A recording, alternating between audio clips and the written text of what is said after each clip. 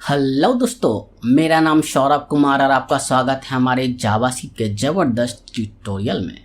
ये मेरा जावास्क्रिप्ट का 7 ट्यूटोरियल है और इस वीडियो में आप सीखने वाले हैं प्रिमिटिव डेटा टाइप्स के टाइप्स के बारे में। मैंने प्रीवियस वीडियो में आपको बताया था डेटा टाइप्स के बारे में एंड उसके टाइप्स के बारे में, प्रिमिटिव एंड नॉन प्रिमिटिव। तो मैं इसमें सिर्फ आपको प्रिमिटिव डेटा टाइप जो है उसका ओवरव्यू दूंगा एंड उसका जो टाइप्स है वो आपको बताऊँगा एंड उसका एग्जाम्पल दूंगा। चलो शुरू करते हैं। अब देखो, इसमें जो सबसे पहला हमारा है ना वो होता है स्ट्रिंग।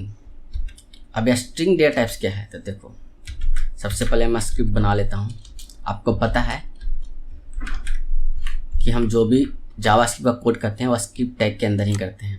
अगर आपको नहीं पता तो मैंने प्रीवियस वीडियो में बता रखा है कि जावास्क्रिप्ट का कोड कितने टाइप से करते हैं और कितनी तरह से इम्प्लीमेंट करते हैं इसको, ठीक है। तो आप मेरा प्रीवियस वीडियो देख लेना। आपको पता है कि वेरिएबल कैसे डिफाइन होता है जावास्क्रिप्ट में। वेरिएबल डिफाइन करने के लिए हम वैर का यूज़ करते हैं, लेट का यूज़ करते हैं या कॉन्स्ट का यूज़ करते हैं। तो मैं यहाँ पे लेट का यूज़ कर रहा हूँ। उसके बाद वेरिएबल का नाम, सपोज मैंने एक्स दिया। अब एक्स में जो वैल्यू दूंगा ना, अब देखो जैसे मैंने इसके अंदर कोई वेरिएबल का वैल्यू असाइन किया, जैसे मैंने लिखा सौरभ। अब ये जो सौरभ लिखा हुआ ना, आप देख सकते हो एक वर्ड है। सौरभ एक नाम है ना आपका, एक वर्ड है। तो ये जो नाम है ना, इसी को हम स्ट्रिंग कहते हैं क्योंकि ये वर्ड है आपका, ठीक है। इसी तरीक़ा से मैं एक वैर के थ्रू भी लेता हूँ। मैंने वाई लिया, इससे मैंने लिखा दिल्ली, एक सिटी का नाम है, देख सकते हो। ये भी आपका एक वर्ड है, इसे हम स्ट्रिंग कहेंगे। और स्ट्रिंग जो भी होगा ना इसको आपको जब वैल्यू असाइन करना होगा ना किसी वेरिएबल में, तो डबल कोट्स या सिंगल कोट्स के अंदर ही आपका स्ट्रिंग का वैल्यू आएगा आपका। ये आप ध्यान में रखना। आप देख पा रहे हो मैं यहाँ डबल कोट्स यूज़ कर रहा हूँ, आप चाहते हो यहाँ पे सिंगल कोट्स भी यूज़ कर सकते हो ऐसे, ठीक है। इसी तरीक़ा से मैं कॉन्स्ट के थ्रू भी अगर डिफाइन करता हूँ, जैसे मैंने जेड लिया, ठीक है। अब इसमें आप सेट कर सकते हो, जैसे मैं यहाँ पे जैसे मैंने सेट किया मंडे, ये हमारा डे का नाम है, देख सकते हो। आप देख पा रहे हो मैंने क्या किया, एक लेट के थ्रू वेरिएबल असाइन किया सौरभ नाम का, जो एक वर्ड है। ये जो वर्ड है स्ट्रिंग है। अब ये स्ट्रिंग है इसलिए मैंने इसको डबल कोट्स के अंदर रखा। सेम आपका मैंने वैर के थ्रू असाइन किया वैल्यू वाई, इसके अंदर मैंने दिल्ली इसको असाइन किया। अब देख सकते हो दिल्ली भी आपका एक वर्ड है, इसको मैंने सिंगल कोट्स के अंदर रखा। इसी तरीक़ा से मैंने कॉन्स्ट के थ्रू एक वेरिएबल असाइन किया जेड नाम का, इसको मैंने वैल्यू असाइन किया मंडे, जो हमारा डे का नाम है। ये भी आपका स्ट्रिंग है, आपको मैंने सिंगल कोट्स में रखा।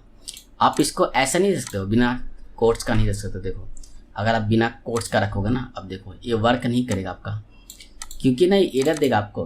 अब देखो इसको अगर मैं डिस्प्ले करने की कोशिश करता हूँ ना, तो console.log, इसको मैं इसको ब्राउज़र पर रन करके आपको दिखाता हूँ, ठीक है।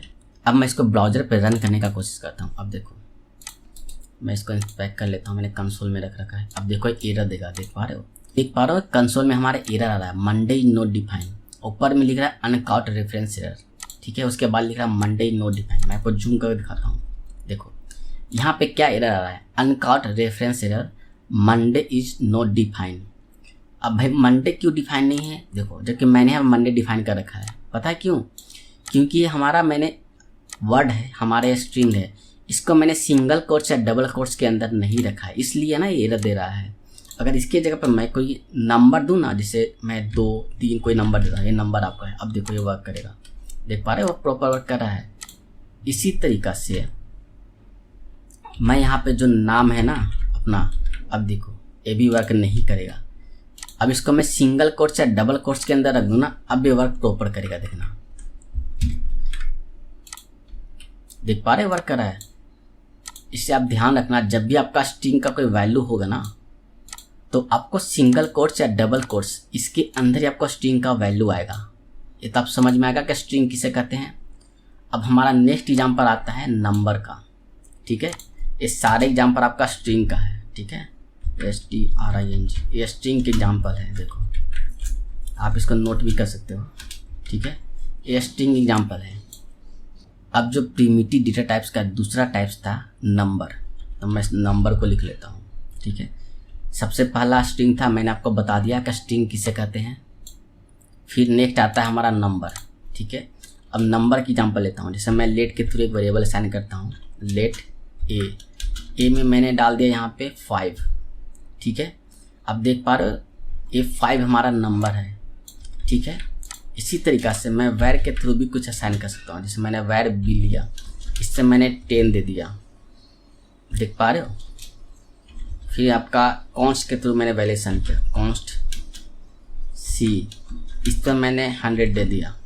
आप देख पा रहे हो ये सारे के सारे नंबर है।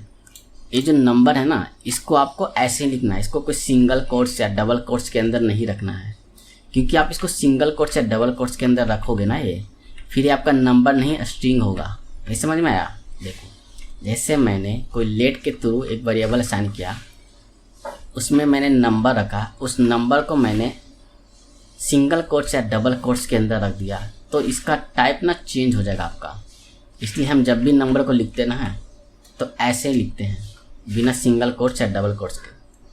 सिंगल कोट्स या डबल कोट्स में हम सिर्फ स्ट्रिंग को रखते हैं। नेक्स्ट आपका आता है बुलियन। अब ये बुलियन क्या है? देखो जो बुलियन वैल्यू होता है ना, इसका 2 वैल्यू होता है, या तो ट्रू होगा या फिर फॉल्स होगा, या फिर ट्रू होगा या फिर फॉल्स होगा। ऐसी 2 ही वैल्यू रखता है अपने पास, ट्रू और फॉल्स। ये जो 2 वैल्यू है ना, ये बुलियन का वैल्यू है, ठीक है।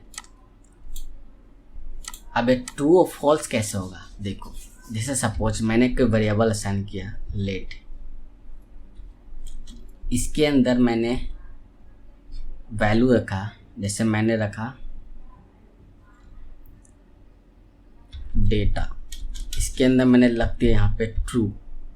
इसका मतलब क्या है कि डेटा के अंदर जो वैल्यू है ना वो ट्रू है, डैट मीन्स कि ट्रू है, डैट मीन्स कि वो सही वैल्यू है, ठीक है। इसी तरीक़ा से मैंने लेट के थ्रू एक और किया डेटा 2, मैंने इसमें डाल दिया फॉल्स, ठीक है। अब जो फॉल्स का वैल्यू है ना, यानी गलत वैल्यू है, आप ऐसा समझ सकते हो, ट्रू मीन्स सही, फॉल्स मीन्स गलत। इसका 2 ही वैल्यू हो सकता है, या आइदर ट्रू आइदर फॉल्स। जब भी आप देखोगे कोई ट्रू लिखा हुआ था, समझ लो कि आपका बुलियन वैल्यू है, ट्रू और फॉल्स, क्योंकि इसका 2 ही वैल्यू होता है। आप देख ही समझ सकते हो कि बुलियन वैल्यू है, ट्रू एंड फॉल्स, ठीक है। अब हमारा जो नेक्स्ट आता है ना अनडिफाइंड। अब ये अनडिफाइंड क्या है?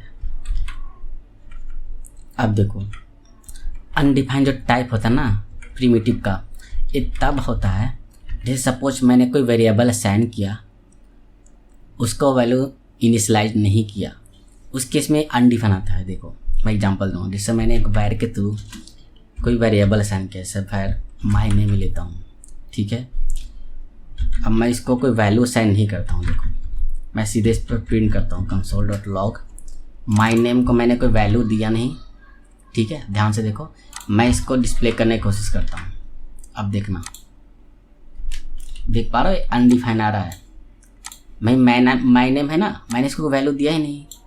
अब मैंने कोई वैल्यू ही नहीं दिया, तो इस केस में ना इसका अनडिफाइंड आएगा। इसी तरीक़ा से मैं वैर के जगह लेट भी यूज़ करूँगा ना, यहाँ पे देखो लेट, माय नेम के जगह माय डेटा भी रखूँगा ना यहाँ पे, माय डेटा, ठीक है। अब माय डेटा को देखो रखता हूँ, अब देखना अभी भी अनडिफाइंड ही आएगा, देख रहे हो। अब आपको समझ गया कि अनडिफाइंड किस केस में आता है? जब हम कोई वेरिएबल डिक्लेयर करते हैं पर उसका कोई वैल्यू इनिशियलाइज नहीं करते ना है, उस केस में वो अनडिफाइंड आता है, चाहे वो वैर के थ्रू करो आप या फिर लेट के थ्रू करो, ठीक है। ये आपको समझ में आया कि अनडिफाइंड किस केस में आता है। अब हमारा जो नेक्स्ट आता है ना है, वो आता है नल। अभी जो नल है ना, और बाय डिफ़ॉल्ट नहीं आता है, इसको हमें डिक्लेयर करना होता है। नल को बाय डिफ़ॉल्ट इनिशियलाइज करना होता है हमें। अब देखो जैसे मैं कोई वेरिएबल लेता हूँ ABC नाम का, अब इसको मैंने नल वैल्यू इनिशियलाइज कर दिया, ठीक है। इस केस में ना आप देखो इसका वैल्यू हमें नल आएगा। अब देखना,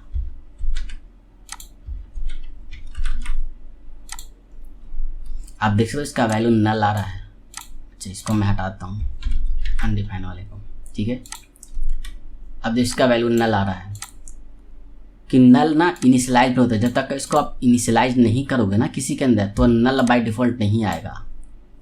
ठीक है, ये नल हम तब करते हैं सपोज मुझे ABC के अंदर कोई वैल्यू नहीं देना है, डैट मीन्स कि कुछ वैल्यू नहीं देना है, तो उस केस में हम यहाँ पे नल दे सकते हैं कि इसका कुछ वैल्यू नहीं चाहिए, सिर्फ नल दे दो। ठीक है, इसी तरीक़ा से मैं कोई और वेरिएबल असाइन करता हूँ, जैसे मैं लेट के थ्रू ही कर रहा हूँ, लेट जेड कोई वैल्यू लिया मैंने, इसके अंदर मैंने इसको वैल्यू को नल कर दिया कि मुझे इसके अंदर कोई वैल्यू नहीं चाहिए, नल कर दो इसको। ठीक है, इस केस में ना ये नल होगा आपका। देखो जैसे मैं इसको देखो नल आ रहा है, देख रहे हो। देखो नल और अनडिफाइंड दोनों में सबसे बेसिक डिफरेंस है ना कि नल इनिशियलाइज वैल्यू है और अनडिफाइंड इनिशियलाइज वैल्यू नहीं है। नल को हम ज़बरदस्ती इनिशियलाइज कर रहे हैं। देखो यहाँ पे नल वैल्यू हम इनिशियलाइज कर रहे हैं जेड के अंदर, तभी तो नल आ रहा है ना। पर अनडिफाइंड वैसा है नहीं है। अनडिफाइंड हमारा उस केस में आ रहा है जैसे मैंने कोई वेरिएबल डिक्लेयर किया पर उसका कोई वैल्यू इनिशियलाइज नहीं किया, उस केस में वो आपका ना अनडिफाइंड आता है। पर नल के केस में ऐसा नहीं हुआ। नल के केस में नल को हम इनिशियलाइज कर रहे हैं तब हमारा नल आ रहा है। अब आपके दिमाग में क्वेश्चन आएगा कि हमें कैसे पता चलेगा कि हमारे पास जो वैल्यू है वो किस टाइप का है। तो देखो जावास्क्रिप्ट में एक टाइप ऑफ करके कुछ होता है, एक फंक्शन। ठीक है, एक टाइप ऑफ करके फंक्शन है। इस फंक्शन के अंदर ना हम जो भी वैल्यू है ना उसको रखते हैं तो ये हमें रिटर्न करता है कुछ। क्या रिटर्न करता है? तो उसका टाइप रिटर्न करता है। अब देखो मैं इसको console.log के अंदर रखता हूँ, मैं लिखता हूँ console console.log। ठीक है, इसके अंदर मैंने टाइप ऑफ को रखा। इसको मैं यहाँ पे कुछ लिख लेता हूँ ताकि पता चल जाए। जैसे मैं लिखता हूँ वेरिएबल टाइप, स्पेलिंग के सुधार लेता हूँ मैं, VARIABLE वेरिएबल टाइप। ठीक है, मैंने वेरिएबल टाइप रखा। ठीक है, अब जो टाइप ऑफ है इसके अंदर मैं अभी रखता हूँ 10। अभी देख पा रहा हूँ यहाँ पास कहीं पे कंसोल है नहीं। ठीक है, सिर्फ यहीं पे कंसोल लिखा हुआ है। अब देखो जैसे मैं इसको रिफ्रेश करूँगा ना, अब देखो क्या लिख रहा है, वेरिएबल टाइप नंबर। 10 के जब मैं यहाँ पे 100 करता हूँ, अब देखो अभी भी दिखाएगा नंबर ही। देख पा रहे हो, ये जो नंबर है ना हमारा रिटर्न कर रहा है किस टाइप का है। ठीक है, अब मैं 100 के जगह पे ना कोई वर्ड या कोई स्ट्रिंग लिखता हूँ। देखो स्ट्रिंग के लिए हमें डबल कोट से सिंगल कोट्स के अंदर लिखना होता है। हम लिखते हैं यहाँ पे, मेरा नाम लिखता हूँ सौरभ। ठीक है, अब जैसे मैं इसको रिफ्रेश करूँ ना, अब देखो यहाँ पे क्या आ रहा है, स्ट्रिंग। मैंने क्या बताया था कि ये जो नाम या वर्ड है ना स्ट्रिंग टाइप का होता है, समझ में आ गया। इसी तरीक़ा से मैं सौरभ के जगह पे यहाँ पे मंडे कर देता हूँ। अब देखो देख पा रहा हो, ये भी स्ट्रिंग रिटर्न कर रहा है। ठीक इसी तरीक़ा से मंडे के जगह मैं यहाँ पे संडे भी करूँगा ना, कुछ भी। देखो यहाँ पे दिल्ली करता हूँ, यहाँ पे देखो दिल्ली, ये भी हमारा स्ट्रिंग है। अब देखो देख पा रहे हो, ये स्ट्रिंग रिटर्न कर रहा है। इसके जगह पे मैं सिंगल कोट्स भी दूंगा ना तो भी आपका सेम ही रिजल्ट आएगा आपका। देखो देखना, देख पा रहे हो सेम रिजल्ट आ रहा है आपका, स्ट्रिंग ही आ रहा है। अब मैंने क्या बताया था, बुलियन। अब देखो मैं यहाँ पे ट्रू लिखता हूँ ना, देखना फिर भी आपका यह बुलियन ही देगा। देख पा रहे हो बुलियन दे रहा है। ट्रू के जगह मैं यहाँ फॉल्स भी करूँगा ना मैं आपका, देख पा रहे हो। अब आपको पता चल गया कि हमें पता कैसे चलेगा किस टाइप का वैल्यू है आपका। अब मैं आपको कुछ बोनस पॉइंट बताने वाला हूँ। देखो ये आपका इंटरव्यू का क्वेश्चन है जो आपका सबसे ज़्यादा पूछा जाता है। अब पूछा जाएगा what is the type of undefined. Undefined का टाइप क्या होगा, गेस कर सकते हो क्या होगा आपका? अनडिफाइंड का टाइप क्या होगा, गेस करो। देखो अनडिफाइंड का जो टाइप होगा ना वो अनडिफाइंड ही होगा। देखो देख पा रहे हो, ये टाइप ऑफ अनडिफाइंड ही आ रहा है। आपका इंटरव्यू का क्वेश्चन जरूर आता है कि आपसे वो पूछ लेंगे कि अनडिफाइंड का टाइप क्या होगा, तो आपको क्या बोलना है, अनडिफाइंड का टाइप अनडिफाइंड होगा। ठीक है, अब आपका नेक्स्ट क्वेश्चन आता है कि नल का टाइप क्या होगा। अब इसका गेस करो आपका क्या होना चाहिए। नहीं, नल का टाइप आपका नल नहीं होगा। ये तो आपने तुक्का मार दिया कि अनडिफाइंड का टाइप अनडिफाइंड है तो नल का टाइप भी नल होगा। बिल्कुल नहीं, नल का टाइप यहाँ पे आपका ऑब्जेक्ट होगा। देखो देख पा रहे हो, आप इसको सही से देख लो, इसका क्वेश्चन आपका इंटरव्यू में आएगा। आप कहीं भी आप इंटरव्यू देने जाओगे ना, उसमें आपका क्वेश्चन आता है आपका कि type of null and type of undefined, आपका सबसे ज़्यादा क्वेश्चन आपका पुटअप होता है, इसलिए मैंने आपको बोनस पॉइंट आपको बताया है। अब आपको प्रिमिटिव डेटा टाइप्स सही से समझ में आ गया होगा, और प्रिमिटिव डेटा टाइप्स का जितने भी टाइप्स है वो मैंने सब आपको बता दिया। स्ट्रिंग बता दिया किसे कहते हैं, इसका मैंने एग्जाम्पल दे दिया। नंबर बताया मैंने, इसका एग्जाम्पल मैंने आपको दे दिया। बुलियन बताया, इसका एग्जाम्पल मैंने आपको दे दिया। अनडिफाइंड बता दिया किस केस में आएगा। नल मैंने आपको बता दिया। ठीक है, उम्मीद है आपको इसमें कोई प्रॉब्लम होना नहीं चाहिए। इसके बाद भी आपको कुछ प्रॉब्लम होता है तो मेरे जो वीडियो है ना, इसको 2 से 3 बार आप देखो, आपको सही से समझ में आ जाएगा कि क्या है नंबर, क्या है स्ट्रिंग, क्या बुलियन है या क्या अनडिफाइंड है। ठीक है, तो मिलते हैं नेक्स्ट वीडियो में। Thanks for watching, please subscribe my channel.